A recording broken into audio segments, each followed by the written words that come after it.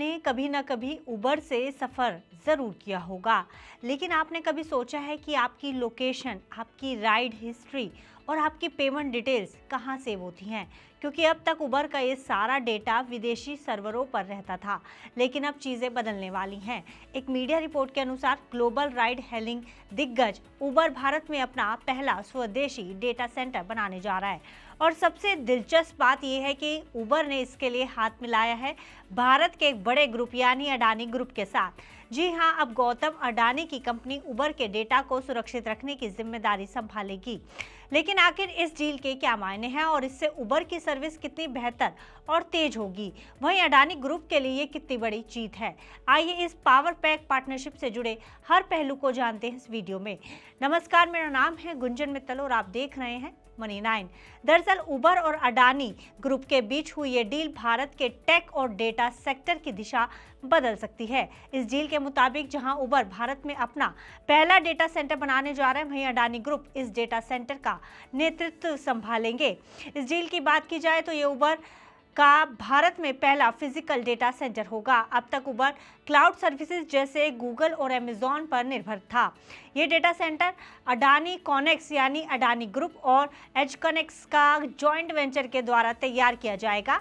Reports के अनुसार ये डेटा सेंटर नोएडा या नवी मुंबई में स्थापित किया जा सकता है, जहां अडानी ग्रुप के पास पहले से ही बड़े डेटा सेंटर पार्क्स हैं।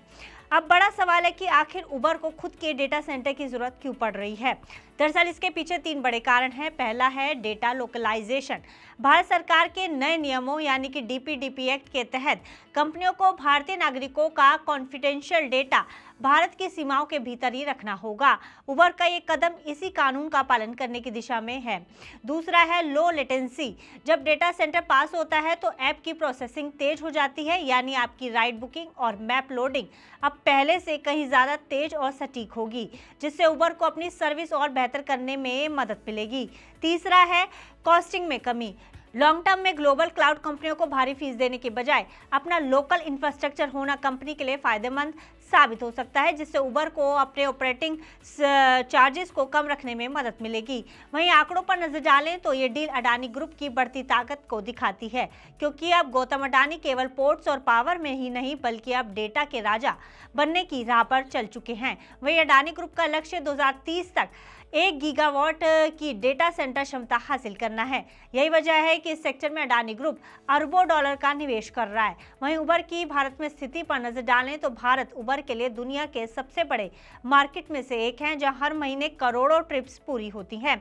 उबर और अडानी के बीच अन्य संभावनाओं की बात की जाए तो ये डील सिर्फ डेटा सेंटर तक सीमित नहीं है, यहाँ फ्यूचर की भी बात हो रही है। जैसा कि हम जानते हैं कि अडानी ग्रुप ग्रीन एनर्जी का एक बड़ा प्लेयर है। ऐसे में भविष्य में उबर अपनी फ्लीट को इलेक्ट्रिक करने के लिए अडानी के चार्जिंग इंफ्रास्ट्रक्चर का इस्तेमाल कर सकता है। दूसरा, ऐसी भी चर्चाएं कि अडानी अपने अपकमिंग सुपर ऐप में उबर की सर्विसेज को जोड़ सकता है। ऐसे में ये डील दोनों के लिए एक विन विन सिचुएशन है।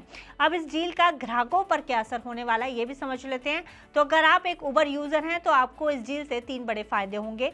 पहला फायदा है सिक्योरिटी का, यानी आपका डेटा भारत में ही सुरक्षित रहेगा, जिससे डेटा लीक का खतरा कम होगा।